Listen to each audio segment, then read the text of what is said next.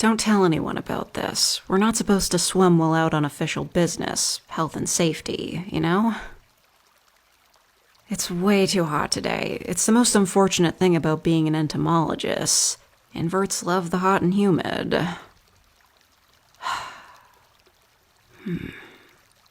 Come on in, the water's so cool. And not quite at that temp where you start getting chest flutters. Fair enough. I forget not everyone grew up beside a river. You're not overheating, I hope. Thought so. Go grab my bag. In the front pouch there should be a bottle of frozen water wrapped in a towel.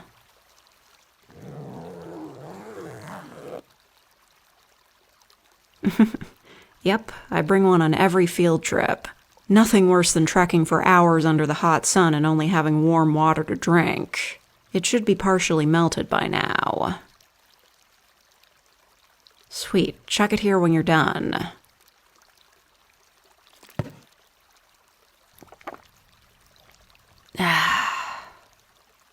Okay, let me dry off and we can continue.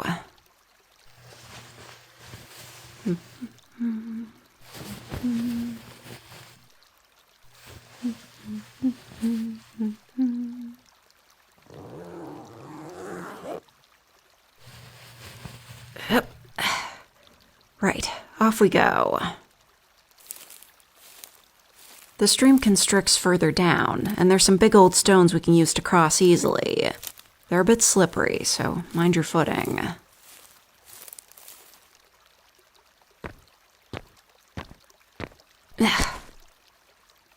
Just take it nice and slow, okay?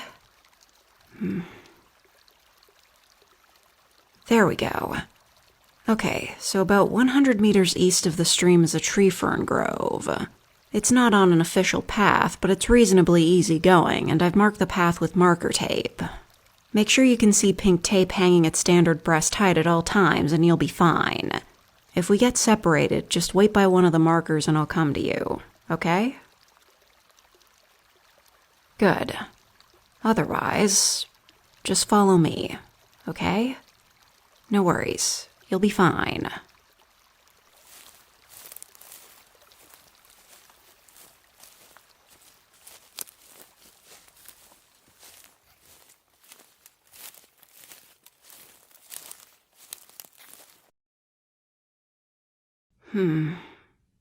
It's not a good sign, this silence. Apparently, back in the day, sailors could hear New Zealand before they saw land. The introduction of mammals really did a number on our forests. There's been no sign of boar, thankfully. They're the worst for forest inverts. They eat everything. Doc has a strong volunteer presence here. Plenty of trapping for mustelids and rodents. Still, the birds are mostly gone. Only the really resilient species are left. Fantails and kereru and such. Sorry. I hate being a downer like that. The quiet is nice, just sad. Lets one really decompress. You're good at that. Thanks. Okay, things get a little hairy here. There's a drop down, only about a meter, but it's down the side of an old podocarp tree onto roots. Roots covered in moss. Slippery. Roots are dangerous for footing, as many twisted ankles can attest. Watch me first, and trust me to catch you if you slip, okay? Good. Okay, so I find it easier taking a firm grip of this jutting branch and sort of sliding down the bank onto the roots. It's just a little mud, don't think too much about it. This way, even if you slip on the roots, you'll sort of just slide down onto your butt.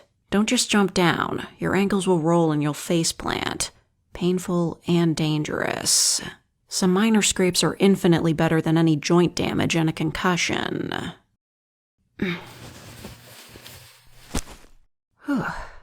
There. See?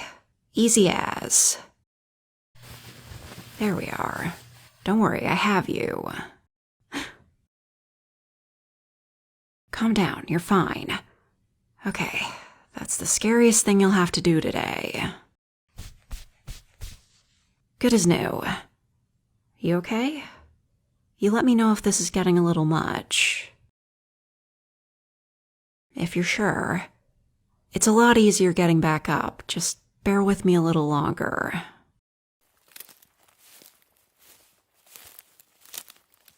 There we are, tree ferns. Majestic, aren't they? Well, we use the southern dialect here, so puka would be more appropriate. No, anyways, punga specifically refers to the silver fern, Cyathea dilbata. These are Wakai punga, Dexonia fibrosa. Punga prefers drier forest. Wakai are very much rainforest tree ferns. Note the skirt of dead fronds around the trunk? Silver fern skirts are less tightly packed and tend to fall off. Wakai here has a strong, dense skirt that remains strongly attached to the trunk. Really good for spiders. Inverts in general, I guess. You know what I'm about. Puka were were. It means weaving spirit. Or hanging spirit. Were rere is open to interpretation.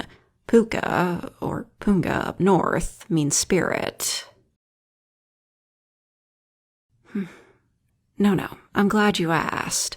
I know I rabbit on a bit, but I love sharing knowledge. The rarer the knowledge, the more fun it is to share. It's a little scary, coming from such a small population of people, but it makes our cultural knowledge, our matoraka, all the more fun to share. We use the name Puka were were to describe spiders. They're the children of Tane Mahuta, and the first weavers. It's considered an important lesson passed on to us, the Takata. The Puka were were weaves to provide for itself and the future generations. Sorry, you know I like to chatter. Okay, get me that white sheet and we'll do some bush beating. It's a little different for tree ferns. They're very different to the spermatophyta. They don't produce roots, instead using rhizoids, which are much weaker. If we mishandle the tree fern, it could very easily fall over. Hold the sheet out beside me. I basically have to hug the fern and rock from side to side.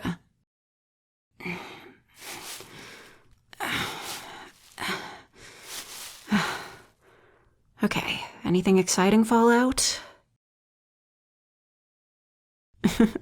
I did say spiders love tree ferns. Okay, hand the sheet over. You can get the Eppendorfs from my bag. Deambara. No surprises there. Undescribed salticid. Undescribed salticid. Tritearcoma. That one is in a new genus. Is that published yet? Undescribed salticid. Australomometus. Undescribed therid. A probably described linaphiid. That's going to be actual work. Oh, Cholerainea viridites. Surprisingly uncommon this far south. In my hair? Oh, yes. You're a big fellow, aren't you? Hold still. Let me see your pedipalps. He's a big neopelionid. When they get this size, there's only really two genera to choose from.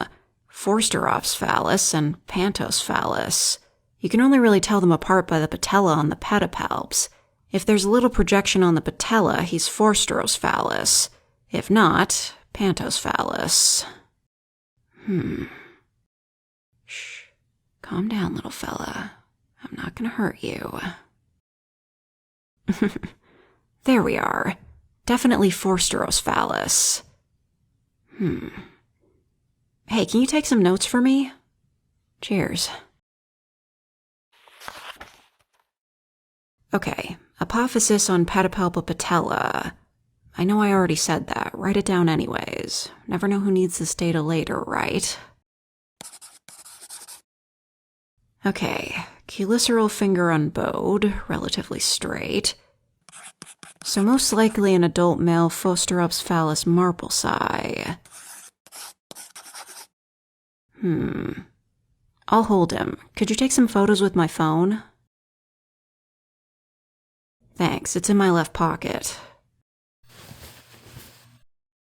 Got it? Okay, it's preset for macro mode. Just get him in frame and tap on his face to make it focus.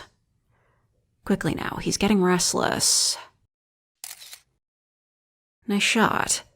Okay, we can release him back to the tree fern. It's not often you can make a field identification, but any chance to not have to kill something is always worth taking. Okay, I think a few more tree ferns and we head back to the car. Thanks for helping me with this. It may seem like rather simple work, but they won't let me go out in the field without a partner for health and safety reasons.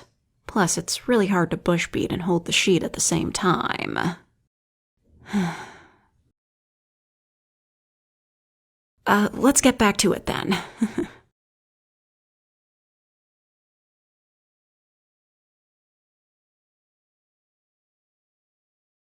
You're not overheating, I hope. It is -4 degrees, so no.